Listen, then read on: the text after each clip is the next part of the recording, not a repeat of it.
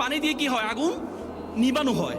এরপর আবার জিজ্ঞেস করলেন, পানির চেয়ে কি শক্তিশালী কিছু আছে? তখন আল্লাহ বলল, নাম রেহ। রেহ মানে কি? বাতাস। কারণ বাতাস দিয়ে পানিকে যে জলোচ্ছ্বাস তৈরি হয়, বাতাস। তখন ফেরেশতারা আবার জিজ্ঞেস করলো, হে আল্লাহ, শাইয়ে আসাদ মিনাল রেহ, মানে এটার চেয়ে কি শক্তিশালী কোনো কিছু আছে? তখন আল্লাহ বলল, নাম ইবনা বনি আদম। আল্লাহ বলল, আছে। তার চেয়ে কি? বনি আদম হচ্ছে সবচেয়ে বেশি শক্তিশালী। আপনি চিন্তা করতে পারেন?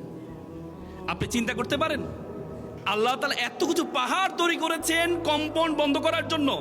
আল্লাহ তাআলা কিন্তু কোরআনে বলেছেন, আল্লাহ তাআলা বলেছে, আলাম নাজ আলিল আরদা মিহাদ, আমি পৃথিবীটাকে বিছানার মতো, মিহাদ মানে হচ্ছে বিছানার মতো সমতল করিনি। ওয়াল জিবালি কাবাদ, তার মানে কি? আমি পাহাড়কে করেছি অ্যাজ লাইক এ স্পেক্স, প্যারাক হিসাবে। আল্লাহ তাআলা কোরআনে বলেছেন। তার মানে এত কিছু পাহাড় পর্বত পানি আগুন সব কিছুর চেয়ে সবচেয়ে বেশি শক্তিশালী হচ্ছে কি? মানুষ। মানে আল্লাহ তাআলা মানুষকে সৃষ্টি করেছেন পৃথিবীতে যত বলা হয় 18,000 মাখলুকাত আছে, অনেকে বলে এর বেশিও আছে। সে 18,000 মাখলুকাতের মধ্যে আল্লাহ তাআলা আপনাকে আমাকে বলেছেন কুনতুম খায়রা উম্মাত। আল্লাহ বলছে you are the noblest nation. আল্লাহ বলছে you are the best nation. আল্লাহ বলেছে তুমি হচ্ছে সেরা জাতি। এই পৃথিবীতে জগতে যা কিছু আছে সবকিছু আমি তোমার জন্য সৃষ্টি করেছি।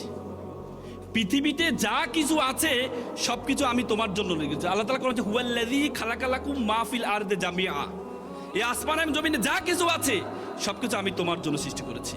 আর তোমাকে আমি সৃষ্টি করেছি ওয়ামা খালাকতুল জিন্না ওয়াল ইনসা ইল্লা লিয়াবুদুন, আর তোমাকে আমি সৃষ্টি করেছি শুধুমাত্র আমার ইবাদত করার জন্য, শুধুমাত্র আমার ইবাদত করার জন্য। তার মানে আপনারা এখানে যারা আছেন আপনারা নিজেকে ছোট ভাবলে হবে না। আল্লাহ তাআলা আপনাকে অনর্থক সৃষ্টি করেনি।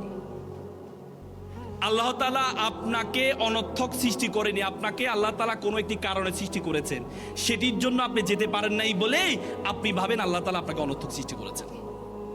আজকে আপনারা দ্বন্দ্ব করেন প্রকৌশলী ডিপ্লোমা ইঞ্জিনিয়ার হবেন নাকি বিএসসি ইঞ্জিনিয়ার হবেন, 10ম গ্রেডের চাকরি হবে 30% কোটা থাকবে কি থাকবে না, এখানে কি বিএসসি ইঞ্জিনিয়াররা চাকরি করে অ্যাপ্লাই করতে পারবে কি পারবে না, এই চিন্তা করেন। এই চিন্তা করবেন না, এই চিন্তা করবেন না। ইঞ্জিনিয়ারদেরকে চাকরি করার জন্য এই আপনাদেরকে পড়ানো হয় না।